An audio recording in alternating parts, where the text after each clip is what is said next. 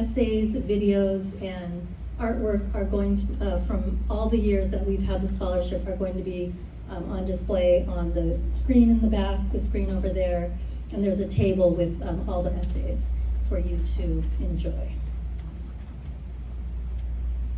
Preserving the Tuna Canyon Detention Station. During World War II, many atrocities happened abroad, and we often focus on those issues when we think of World War II. We should consider the injustices that occurred at home as well, such as the discriminatory confinement that targeted Italians, Germans, and Japanese Americans throughout the United States. The harsh environment that the war created at home tarnished ethnic relationships among Americans. The internment of Americans of different ethnic backgrounds is not new, as the United States used the same tactic in World War I. The United States government claimed that the purpose of the camps were for national security, but they used broad laws to force people into isolated regions where the camps were open.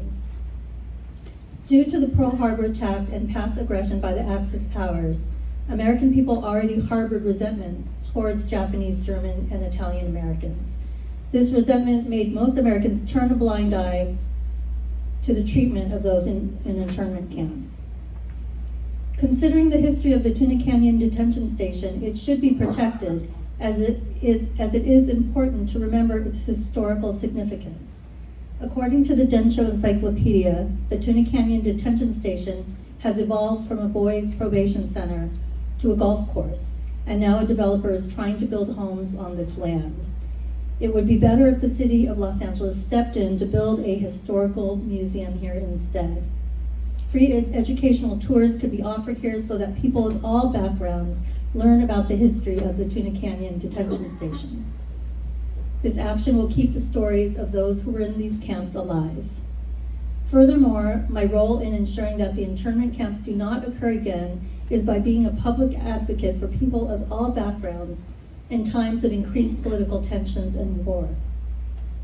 I plan to become a caring citizen by voting for politicians who share tolerant views and ensure protections for all people, regardless of the adversity our nation faces. Additionally, I think that social media can reach many people, and it is easy to use, therefore it is very powerful. Social media should be used to promote tolerance and to bring awareness to social issues worldwide. I use my social media platforms to share factual information about social issues and current conflicts, so that the people I am acquainted with are informed as well. We can all take advantage of the internet and learn more from trustable sources. Tuna Canyon Detention Station should be preserved, and the history of internment camps should be taught to many Southern Californians.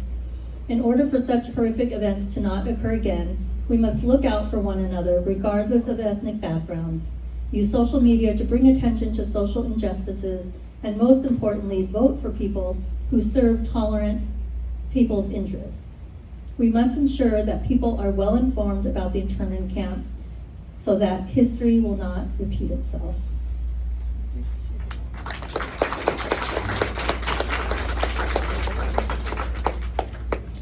Thank you.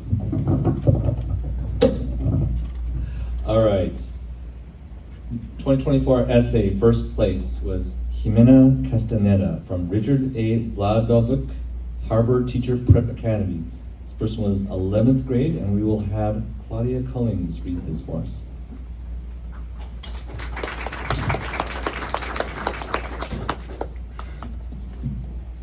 Before taking AP US history, my knowledge surrounding World War II was limited to bombs and guns. It wasn't until the class dove into this war that I discovered the other atrocities that occurred. Growing up in a low-income trailer home labeled Carson Gardens, Growing up, is that better? Okay. Growing up in a low-income trailer home labeled Carson Gardens was a diverse melting pot of different cultures and backgrounds that have helped shape who I am. From learning how to say Manapu to my Filipino elders, to knowing the difference between referring to a Mexican elder usted versus tu. The variety of religions and cultures shape my morals and beliefs.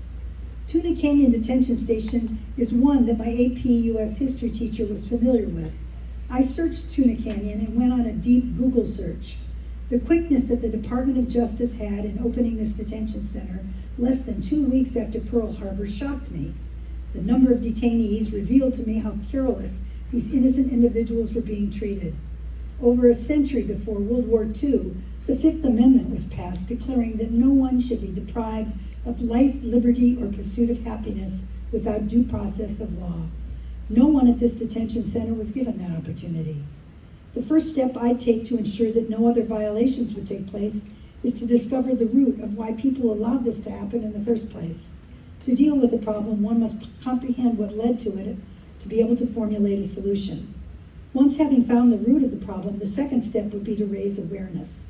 Raising awareness doesn't have to be flashy or big to prove effective. My vision would be to bring history to schools, unleash what happened to Tuna Canyon to the next generation of adults, high school, to help them acknowledge what can't occur again. When students are exposed to this information in a school setting, it is more likely they'd be able to retain what they've learned and apply it to their lives. Students is one of the places where we learn how to be respectful and kind. The last step is to reflect. Offer adults and anyone of any age an opportunity to reflect. Reflecting on their actions or lives to process their experiences offers a learning opportunity and a space for mental clarity. History is a fundamental subject that every single person in the world should be exposed to. Historical monuments like the Tuna Canyon Detention Center not only hold as an artifact of history, but a recollection of memories and suffering that must be revealed to the public. Diversity doesn't only come in race, ethnicity, or religion, but in the remembrances that people share to better understand each other. I've been fortunate enough to be exposed to an endless amount of diverse experiences. As an entity, we must allow the Tuna Canyon Detention Center's former detainees to offer theirs.